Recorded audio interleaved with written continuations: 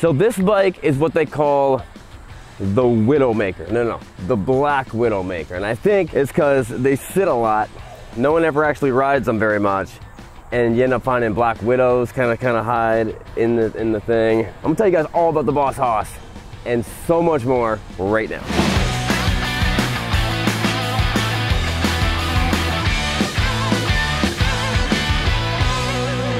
This is what you want to do when you were looking for a cool, custom, awesome, sleek motorcycle that no one else has. Where most people, when they're trying to solve that problem, they just go buy a black Street Glide. Kind of not solving that problem at all because everyone's got a black Street Glide. What you really want is a V8 powered motorcycle like this. So there's nothing more midlife crisis than the Boss Hoss. It really kind of embodies everything that America's all about. It's huge, it's unpractical, it's a caricature of a motorcycle. It's loud, it's dangerous, it's fast, it's very cool, it's intimidating, and it's rather large. Now, rumor has it that Boss Hoss was originally called Boss Hog, and then they got sued by Harley Davidson because somehow they've got ownership or claim to the copyright of the word hog and motorcycles. Not really sure how that works. That's just what I heard. Now, I'm not an actual lawyer, although this guy is.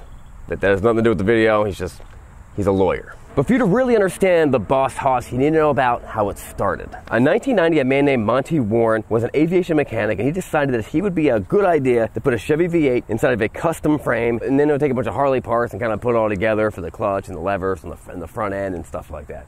And they thought that was a good idea. It was kind of a hit for a very small niche, few amount of people who thought it'd be a good idea. Despite the fact that the first gen Boss Hoss, like the 92, 93s and stuff like that, were incredibly hard to ride. And the reason they were so hard, because they had an actual manual clutch. Because it's not just a clutch from a motorcycle, it was a clutch from a car. So kind of like the way a brake booster works, where it gives you more power, this was a clutch booster, and that it would make it easier for you to use with your hand. It also had a foot clutch you could also use, but if that system failed, you could not physically move it with your hand, the lever would break off before that thing ever worked. It was tough to ride. I would consider those bikes extremely dangerous. I had one, I was able to ride it, I didn't really enjoy very much. Now the Boss Hoss has gone through many changes and they continue to get better every single development. Now, this one's gonna look similar to the first gen, but it's actually the first one to have an automatic, which makes it extremely easy to ride. And now they're pretty much all made custom.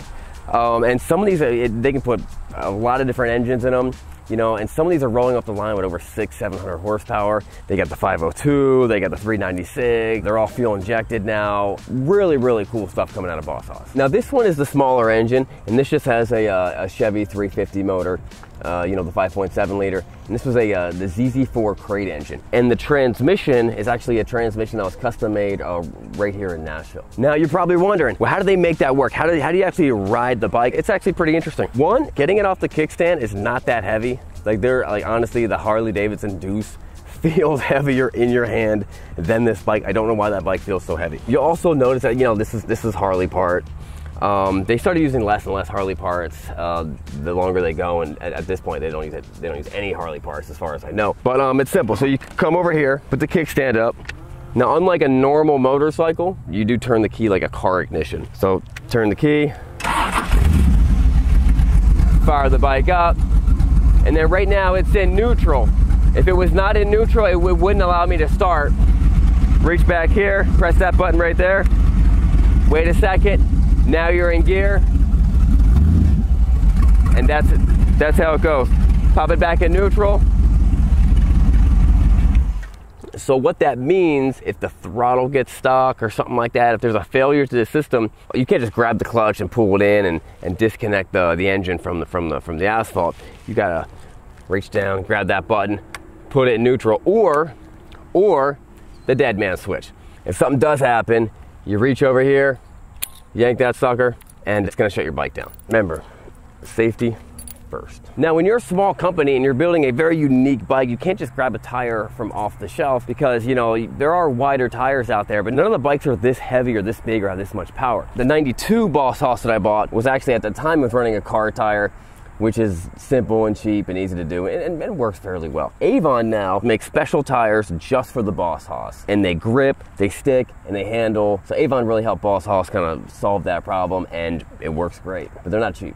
They're definitely not cheap. Now, the bike is a single speed gearbox. So once you press that button, it goes to the gear. That's the only gear you're gonna be in. And it goes to the transmission through this ginormous, I mean, humongous belt. You know, that belt's pretty impressive because that's the original belt on this whole thing. So anytime people bash belts, oh, belts don't last very long. I've heard of belts lasting, you know, 300,000 miles. It's when you're drag racing them and you're really dumping the clutch. Now on a bike like this, you can't dump the clutch. There's no real hard not going and then going, because it's twist and go. So it kind of loads it and then uses the belt. They seem to last pretty long, and I don't know what this other button is. I think it might be the high and low beams. I haven't actually pressed it other than right now. Now this back here is your auxiliary fuel tank, and it does kind of look a little bit janky. I think the new ones don't have that anymore. They hide it someplace else. But when you're riding, it's pretty nice to have. It's of course water cooled, and there's no issues with that because it's got a ginormous radiator on the front with a big fan. We've had zero issues with overheating on the bike, and it's actually a really fun bike to ride. Now, a lot of people look at these bikes and they see these huge high horsepowers, and it seems really, really intimidating. I would much rather put a new rider on this bike than I would on my turbocharged Road King, and I would much rather put a new rider on my turbocharged Road King before I would put them on like a GSX-R 1000, because the way the power delivery is on something like this, it's very linear. You know exactly what it's gonna do, and it's not doing wheelies, and it's not coming out of control. It's a pretty stable bike to ride compared to a 1000 Super Sport, and you know, if you don't know what you're doing, very, very, very dangerous. Now this one's a 98, and this is back when the company was very new and probably didn't have very much money, and you know, you almost have to be impressed with what they created. But when you look a little closer, you start realizing like, man, things are kind of janky, and you know, it is just the next step up from just a couple guys in a garage putting a V8 motor. You know, I joke around and I say this is the cheapest and easiest way for you to transport your Chevy V8 crate motor. And I'm gonna go with that. I think it's true. Anyone can ride this. If you can ride a motorcycle, you can ride a Boss House. It's not really an intimidating motorcycle. But the only way to experience it, it's not just to look at it, but you gotta take it for a spin. Let's do that right now.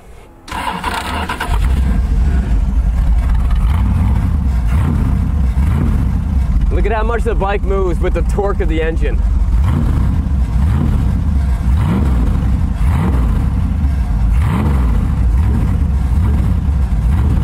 Now, before we do the test drive, I want to fill you guys in. Now, I've been in debt before, and it was a fight to get out, which is why I want to tell you guys about today's sponsor, PDS Debt. And getting in credit card debt is extremely easy, but getting out, the system is kind of set up so it's almost impossible to get out. Now, if you're struggling with credit cards, personal loans, collections, or medical bills, you need to check out PDS Debt. PDS provides you a service to match you with debt solutions tailored to your financial situation. Now, if you're making payments on your debt every month and your balance is still not going down, PDS has a solution for you. Everyone with $10,000 or more in eligible debt will qualify, and there is no minimum credit score required. Bad and fair credit are also accepted. Save more and pay off your debt in a fraction of the time. So stop waiting and start saving. Get a free debt analysis right now at pdsdebt.com/SRK. It only takes 30 seconds. That's pdsdebt.com/SRK. pdsdebt.com/SRK.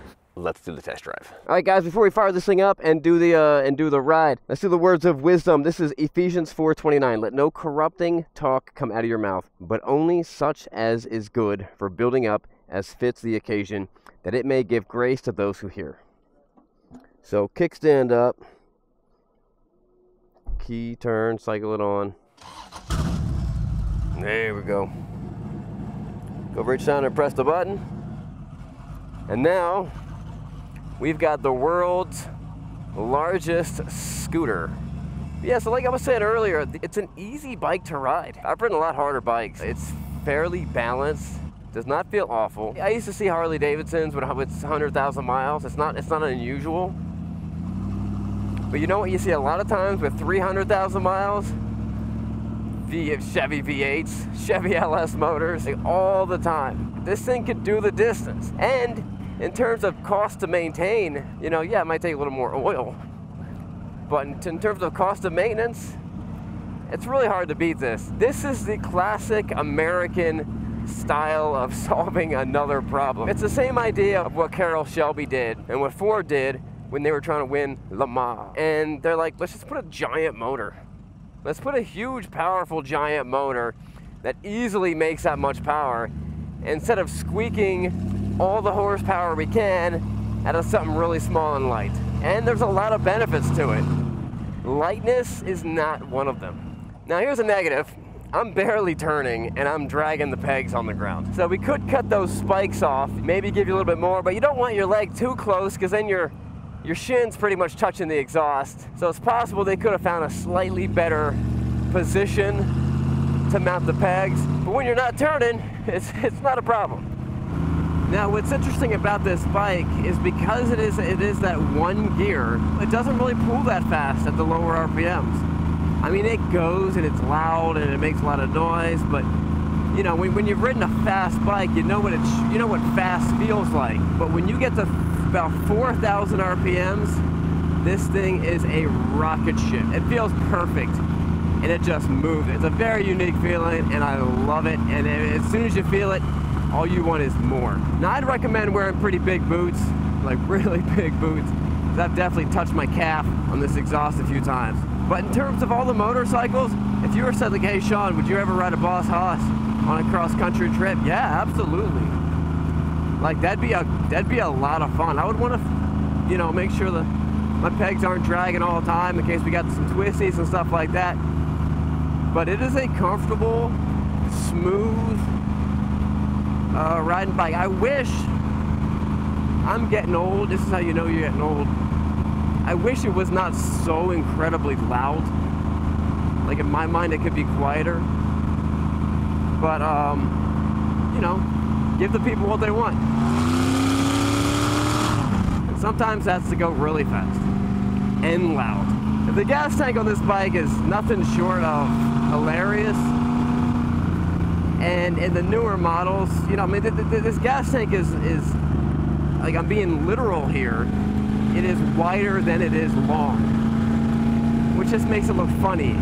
You know, it's like almost like a vehicle. It's like Klaus here. You know, Klaus is very tall. That's fun. It looks funny. It's like a cartoon who's wider than they are tall, you know? And so in the later ones, they kind of stretch this out a little bit. And the tanks don't look as goofy. But you can understand why they did it. And they did it like that because that's how wide the engine is. When I spoke to the owner of Boss Haas, really cool guy, really nice guy. He rides the product, loves the product. He bought the company a couple years ago. And something that he told me, and I believe this, you know, they go to these biker events, Sturges and stuff like that. They bring a big trailer, they bring tons of motorcycles for people to try. And if you have a license, they throw you the keys. They let you take it for a spin, and they were surprised about how many people, women, children, babies, adults, men, would jump on these bikes and ride them and be like, wow, this is easy. I thought it would be harder, and it's really, really easy to ride because it's intimidating. You put and 350, I don't think they even make one that underpowered anymore. I think maybe the slowest one might be 450. But these are 600 horsepower motorcycles, and it should be intimidating, but in the way they set it up, it ends up not being. Now, the one that I rode, I think the shifter, you had a shifter on it on your foot that you would change from first to second gear, and it was pretty cool. Maybe it's a button, I forget what it is. But the newer ones are definitely really nice, but for the money, I'm pretty happy. I picked this one up for 7,500 bucks. I think it's probably the cheapest one out there. I've heard later that some people have seen them cheaper. I've never seen them any cheaper than that. Maybe the clutch ones. Now you would think because there's no windshield or fairing that I would have a lot of wind really pounding my chest. But that's just not the case. Because the tank comes halfway up the top of the tank comes almost up to my, like, middle of my chest, and then all this stuff kind of covers it up. I mean, this is almost the fairing right here. If you just had a little piece of something right here, that would be the fairing, and it works. It definitely works. So this thing had a dash cluster right here. It had all the gauges. It was modified. They put this performance gauge up here. It's not even a gauge. It's tachometer. It might have been nice to keep the other gauges on there. It'd be nice to see a speedometer, but eventually you figure it out. Like, you know, you have someone following you and you ask the guy, hey, how fast am I going? All right, I'm at 3,000 RPMs. All right, that's about 60 miles an hour or whatever. So you kind of figure it out. You know when you're speeding. All right, so the brakes,